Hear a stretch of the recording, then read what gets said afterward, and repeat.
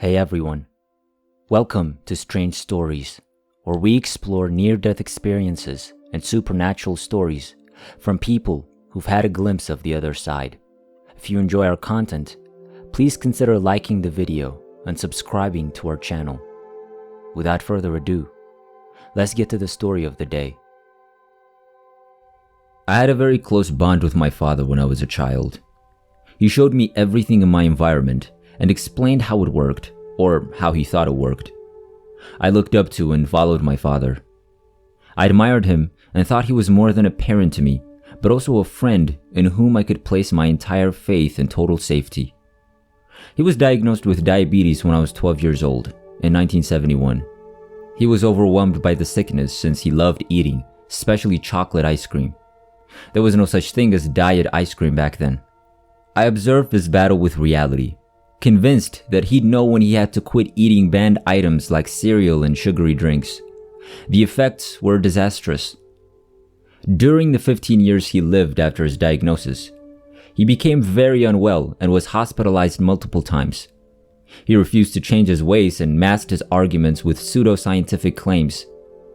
His diabetes was late-onset juvenile diabetes that did not behave normally for an adult, or type 1 diabetes. Although this is a medical oddity at his age, the diabetes progressed slowly and didn't justify his eating habits. After 10 years of diabetes, his retinas had deteriorated to the point where he needed laser treatment. I cherished our lengthy discussions about scientific and philosophical matters. They were definitely top tier. Despite being a public employee with no university training, he was a highly cultured individual who enjoyed reading at an academic level. When his retina failed, he realized how much he missed reading. In mid-1986, I was working in the coastal town of Cancun, about 2 hours from Chile's capital, Santiago. This is where my entire family lived. During a weekend in Santiago, I decided to accompany my father to the hospital for an infected leg injury. I returned to Cancun and maintained contact with the doctor who was treating him in the hospital. Eventually, the leg injury was secondary to the fact that he had a severe diabetic imbalance. That was the reason he had to stay in the hospital for a week, experimenting with new insulin dosing schemes and timetables, and convincing himself that he needed to stick to the diet. He needed to stick to the diet based on scientific evidence rather than his own notions. At the same time, I had an uncle who was dying of stomach cancer and was living alone in the city of Villa del Mar, not far from Cancun. My mother's sister offered to care for my uncle in his final days. My father's health was so good at the hospital the day before my uncle moved to my mom's sister's house that I chose to travel to assist with my uncle's transfer. That morning, I spoke with the doctor in care of my father, and he informed me, "I'm simply waiting for your dad's blood sugar levels in the morning tomorrow. If that's usual, he'll be able to return home the next morning." That reinforced my resolve to visit Villa del Mar. My uncle's relocation was really taxing. My cousin and a friend of his helped me carry my uncle's possessions. That night, I found out that my father's sister had visited him that afternoon. He was scheduled to be released the next morning, and he had told her that he was doing so well that even his vision had improved. He also told her that he was committed to the diet and that he was eventually quite pleased. I went to bed with this fantastic news and collapsed on my bed weary, not even taking my clothes off. I rarely remember having such a rejuvenating sleep as I did that night. However, I had a strange encounter that early morning. I feel like I lived that, not in a dream, as it may appear. It had to be around 6 a.m. when I opened my eyes. It was still black, as if it were night. In complete silence, the next thought that entered my head was, "My father is leaving, and I can't say goodbye to him." This awareness was absolute within the peace that surrounded me. I didn't ponder how I knew it. I just did. I didn't question how I received that knowledge if he was fine and was being discharged from the hospital that very morning. I was well aware that leaving meant abandoning this world. I made the decision to go to the hospital at that point. It wasn't required to get out of bed and find a taxi. I had already arrived at the hospital. I was passing through a passageway that I didn't recognize. On either side, there were numerous open rooms. It was late at night, about the time I awoke. Nobody was visible in the corridor. I entered one of the open rooms and found my father seated on the hospital bed. It wasn't the same room where I had last seen my father. My aunt had characterized him as tranquil, smart, and cheerful when she left the hospital last afternoon. I don't recall saying anything. We stared at one another with such affection. Then I took his hand in mine and bid him farewell with a mutual mannish and firm handshaking, surrounded by that enormous love that had enlightened us. I was then back on my bed. The mission was completed. I dozed off again. The phone rang at 9 a.m., waking me up. My father had passed away, I realized. They'll tell us, "He grew worse. We have to go visit him." But I know he departed a few hours ago. I had already said him farewell. My mom can be heard waking up and answering the phone. I'm already standing up.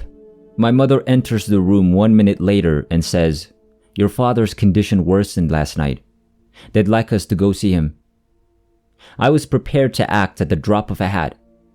I already knew the entire tale. A sense of calm enveloped me.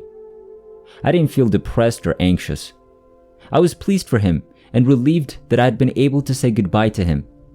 I knew he wasn't upset, except for the thought of departing without saying goodbye to me. Love made it possible for us to say goodbye in the most intimate way possible. Far better than if I had gotten up and physically gone to the hospital that early morning. My father's body was still alive, but doctors were trying to determine whether or not he was in a brain death state. He was discovered in a profound coma with severe breathing difficulties around 5 a.m. He had had a large cerebral thrombosis as a result of a carotid thromboembolism while peacefully sleeping. He was transported to the intensive care unit right away. I was taken to the intensive care unit where they drove me to see my father. To see him, I had to put on a green robe, green cloth boots, a green headgear, and a face mask. I suddenly found myself in the same corridor where I had been earlier that morning. I entered the same open room and saw my father's bed in the identical position that I'd seen it that early morning. The only difference was that his body was completely free on it, attached to a massive network of tubes and cables that led to a slew of equipment and monitors. A tube connected to a hose emerged from his mouth, injecting oxygen into his lungs on a regular basis. He couldn't even breathe by himself.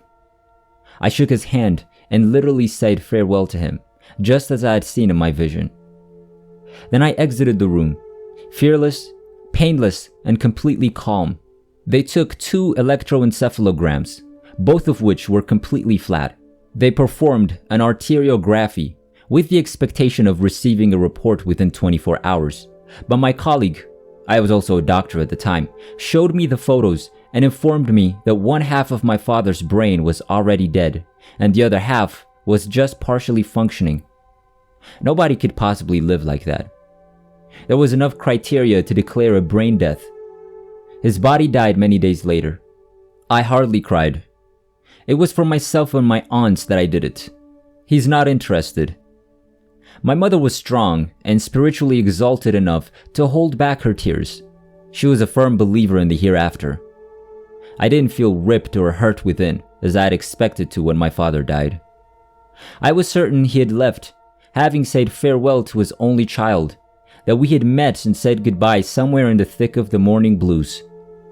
Obviously, when I woke up that morning, I was perplexed as to how any of this could be possible. How could I be so confident that my father had died, even if his body was barely alive in the intensive care unit, but have no idea what had happened?